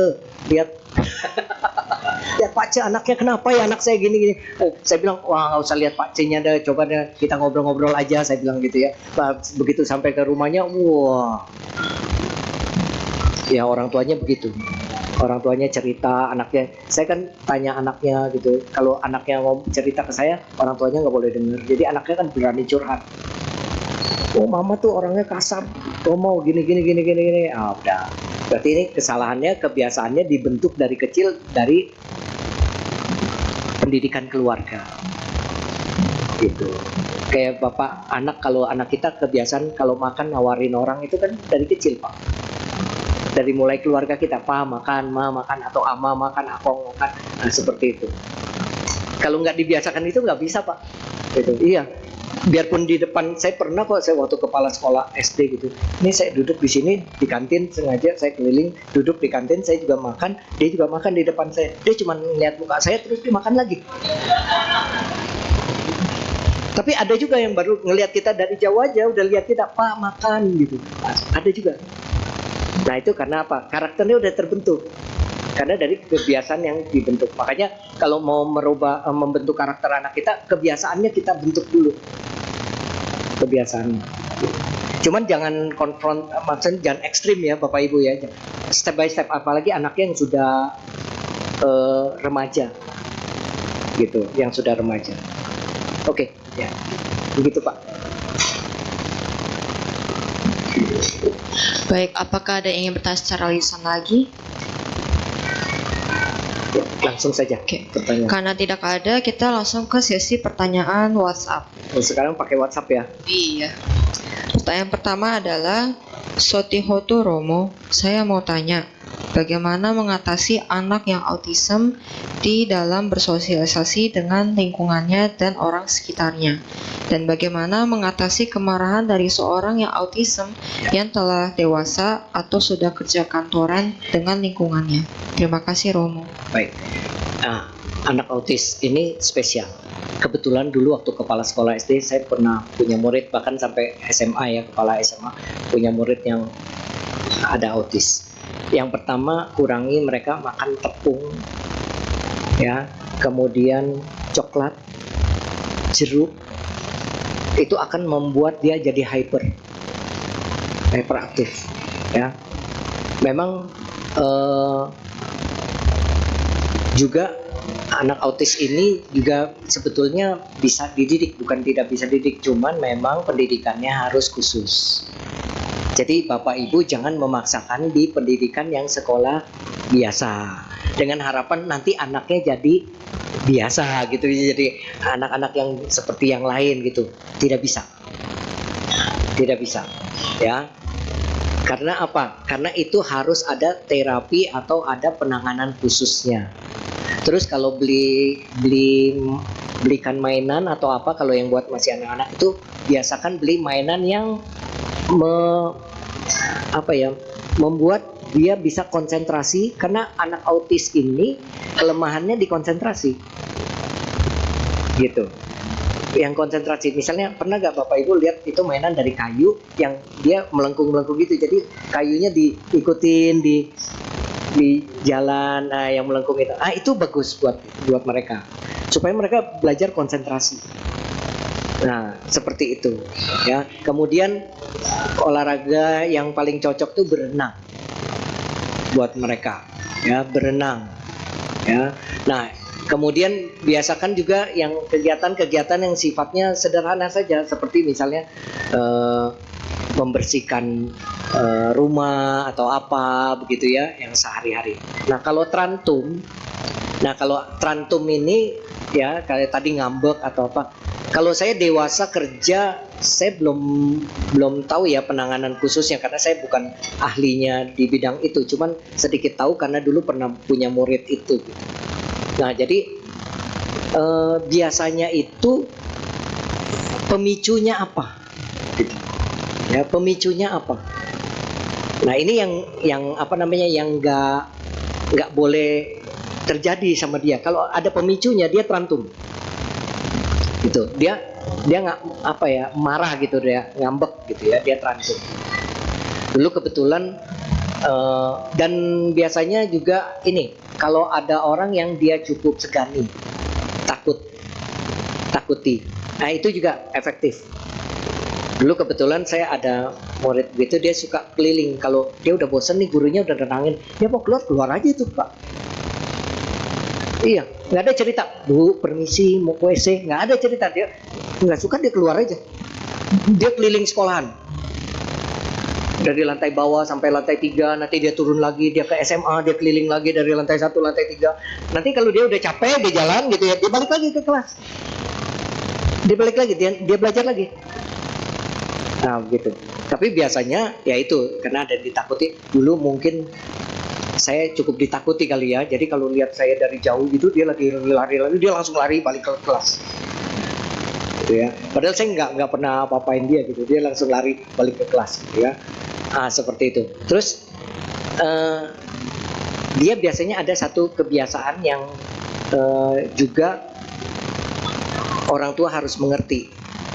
Misalnya kalau kebiasaannya ya dia menyoret-nyoret gambar atau apa. Nah, orang tua harus mengerti, oh dia suka itu, arahkan supaya dia bisa menggambar lebih bagus. Dan anak autis bukan berarti bodoh loh Bapak Ibu, pinter sekali. Itu dulu murid saya. Awalnya teman-temannya yang bilang ke saya, Pak, dia bisa tahu loh hari lahir kita. Saya bilang, masa, coba. Saya kan lahirnya udah lama gitu ya. Kalau yang teman-temannya kan kurang lebih seumuran kan. Saya bilang, coba Pak Rudi tanggal segini, bulan segini, tahun segini, hari apa lahirnya? Hari ini. Saya pikir, kebetulan gitu ya, kebenaran gitu ya, bisa nebak itu. Benar gak Pak? Benar, saya bilang itu. Terus coba, saya kan ingat beberapa tanggal lahir orang gitu ya. Coba hari, dan semuanya tepat. Sampai sekarang saya juga bingung itu rumusnya bagaimana dia bisa tahu gitu. Sampai sekarang. Secara logika kan itu pasti ada formulanya istilahnya gitu. Tetapi saya belum kepikir gitu. Secara logika gitu, ada formulanya. Nah, itu Bapak Ibu sekalian, makanya penting sekali ya diketahui gitu ya. Jadi kalau misalnya trantum atau apa, biasanya kalau anak autis trantum itu biasanya didiamkan dulu. Maksudnya ini aja, jangan dia apa-apain dulu. Dia trantum, kecuali trantumnya ngamuk ya. Kalau terantumnya ngamuk ini bahaya, atau terantumnya yang melukai dirinya sendiri. Nah, ini bahaya. Gitu. Makanya dari kecil kalau kita udah tahu anak kita kena autism gitu ya, kita harus beri pendidikan yang sesuai dengan dia. Jadi jangan diberi pendidikan yang sama seperti anak-anak yang biasa.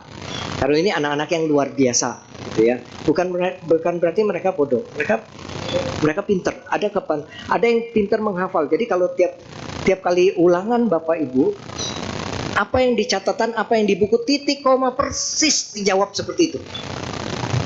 Jadi kalau misalnya pertanyaannya dibikin yang lain, misalnya contoh sebutkan Pancasila Buddhis misalnya, benar-benar dia hafal palingnya, Indonesianya, semuanya, titik komanya hafal artinya.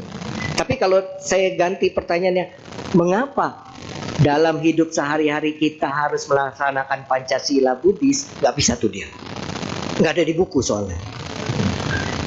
Iya, nggak ada di buku. Kan itu logika tuh. Menalar kan? Mengapa kita penting Pancasila Buddhis dalam kehidupan sehari-hari? Dia nggak bisa. Kenapa? Itu nggak ada di buku. Dia bilang nggak ada di buku, Pak.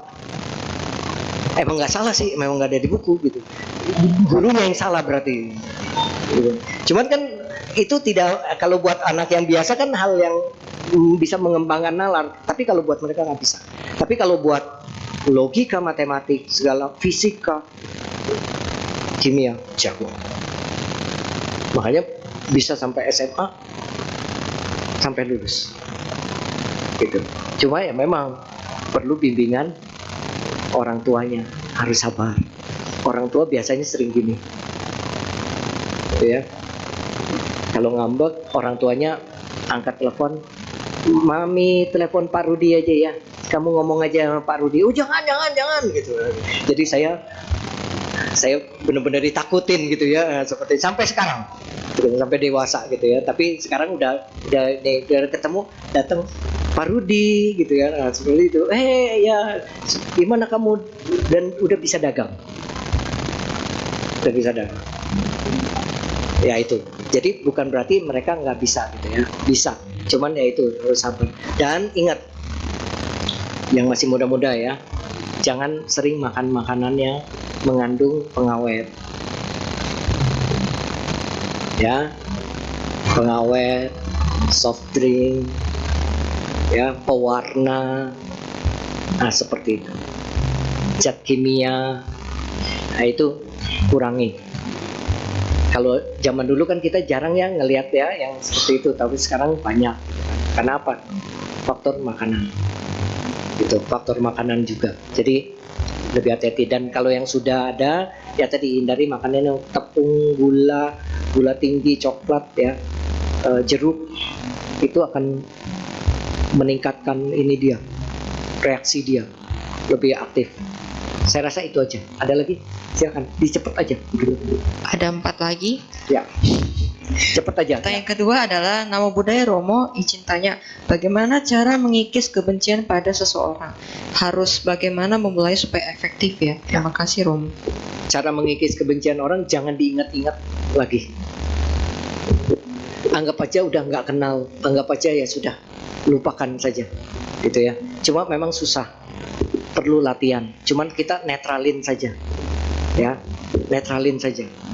Ya, apalagi itu sudah berlalu, sudah apa? Jangankan benci, utang aja kita lupa ingat. Ya itu. Orang utang kita, orang lari nggak bayar, itu ingat. Padahal kita nggak benci, cuma utang doang, tapi kita ingat, gitu. Apalagi benci lebih susah. Cuman memang kita berusaha netralin, gitu ya. Anggaplah nggak kenal, anggaplah sudah, dinetralkan saja. Mungkin kalau lupa sulit gitu ya, tapi dinetralin aja. Jangan terlalu membenci. Kenapa? Kalau kita membenci, kita selalu memikirkan dia jadinya. Begitu ya, memikirkan dia. Makanya jangan, apalagi syukur kalau bisa memaafkan. Ya, mungkin melupakan tidak, tapi memaafkan. Gitu ya, memaafkan.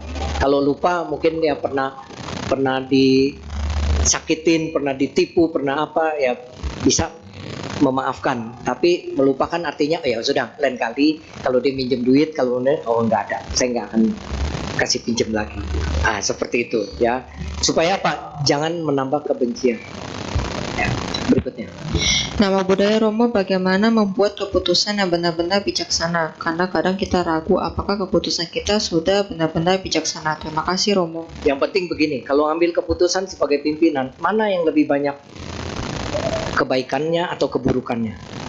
Kalau banyak kebaikannya, itu keputusan yang sudah benar.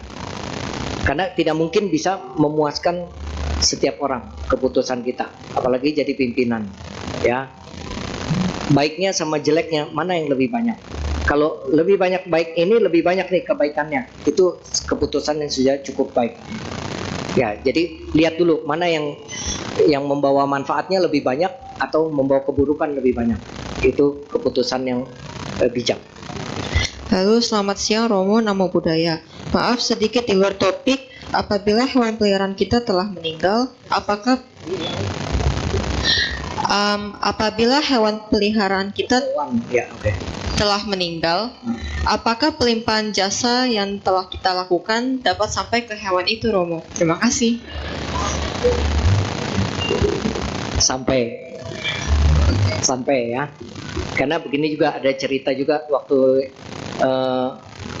yang Arya Mahakasapa ini kan orang waktu masih hidup itu biku yang sangat ditakuti. Maksudnya ditakuti karena wajahnya yang memang sangat berwibawa gitu ya, orang takut gitu ya.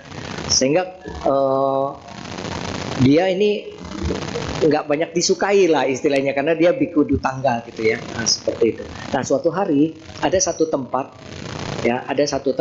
di mana tempat ini ada satu orang yang nggak suka para biku itu, dia nggak suka mau ngasih dana sama dia, gitu. Malah dia mengusir. Terus Sang Buddha bilang begini, suruh yang Arya Mahakasapa datang ke dia meminta dana. Nah begitu yang Arya Mahakasapa datang ke sana, maka orang itu keluar kasih makanan, kasih apa segala macam, sehingga membuat para biku yang lain biasanya kita diusir loh, kenapa ini dia mau ngasih gitu ya. Seperti itu. Terus diceritakan bahwa kehidupan lampau waktu jadi manusia biasa juga, ini ada seekor kucing mati di jalan, bangkainya mati di jalan. Nah kemudian orang itu lewat, orang itu nggak peduli. Tapi ada satu orang yang lihat ada bangkai gitu kan, kemudian dia kuburin. Nah yang mengubur itu adalah yang Arya Mahakasapa. Jadi pelimpahan jasa terhadap hewan juga bisa nyampe. Kebaikan menguburkan hewan itu juga bisa ada karma baik. Jadi terjawab ya. Ya apalagi yang punya hewan ya, sampai nangisnya lebih sedih daripada mamanya meninggal.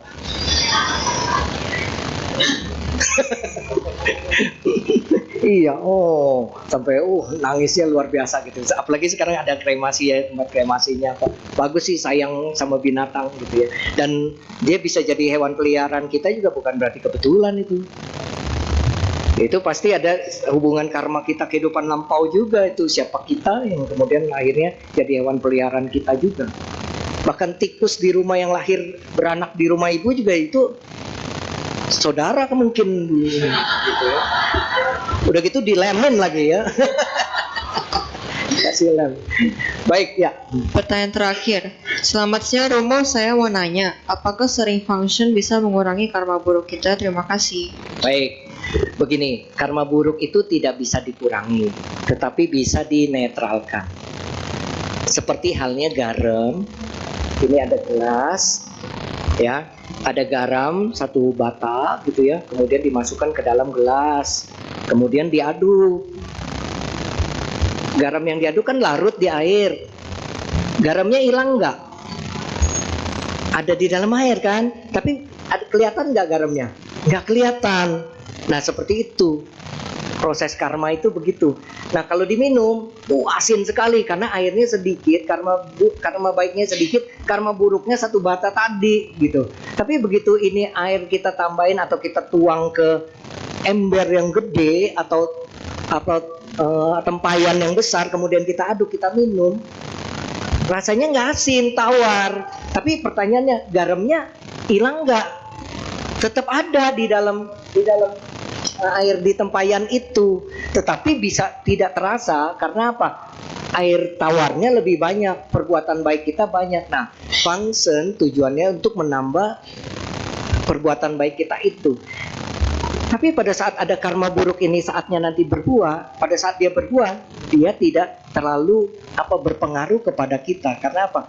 Tadi kebaikan kita itu lebih besar, lebih banyak gitu. Jadi itu yang penting. Pokoknya udah jangan pikirin karma lampau yang sudah terjadi. Udah mulai sekarang kita banyak berbuat baik saja. Terus jangan berhenti berbuat jahatnya gitu ya. Jangan lagi berbuat jahat. Pasti kehidupan kita akan semakin baik ya. Baik Bapak Ibu, terima kasih. Selesai pertanyaannya? Selesai Romo. Baik. Selesai sesi tanya jawab hari ini. Kami segenap keluarga Wihara Put Dharma Suka dan umat yang telah hadir pada kebaktian hari ini mengucapkan terima kasih kepada Romo atas waktu dan kesempatannya dalam membabarkan Dhamma Desananya. Mari kita bersikap panjang. Semoga dengan kekuatan kebaikan yang kita lakukan pada hari ini menjelang Waisak, semoga memberkahi diri kita dan seluruh keluarga kita semua. Semoga yang sakit memperoleh kesembuhan yang segera. Semoga saudara-saudara kita, orang tua kita yang telah meninggal dunia senantiasa berada di alam-alam yang berbahagia.